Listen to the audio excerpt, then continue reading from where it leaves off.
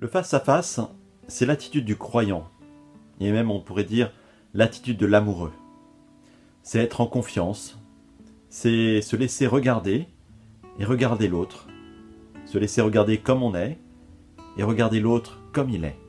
Des face-à-face, Moïse en a vécu de nombreux, mais le premier qui nous est relaté est un face-à-face perdu, puisque c'est un face-à-face avec l'Égyptien qui est en train de battre son frère et le refus de ce face-à-face, le refus de la rencontre en tuant cet Égyptien.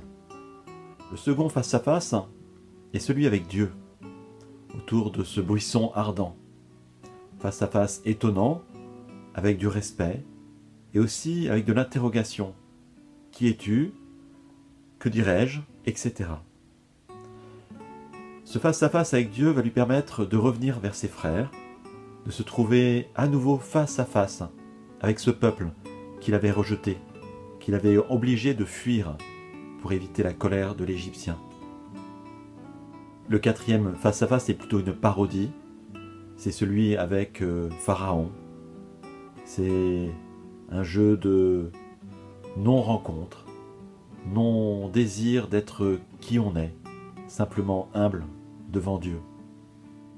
Une fois dans le désert, Moïse vivra un second face-à-face avec Dieu qu'il ouvrira avec les tables de la loi, à pouvoir vivre tous les face-à-face, mettant en place finalement le vivre commun avec nos frères, nos sœurs et avec Dieu. Avec Moïse, chaque face-à-face est un appel à s'ouvrir à la vie, à s'ouvrir à la rencontre de l'autre.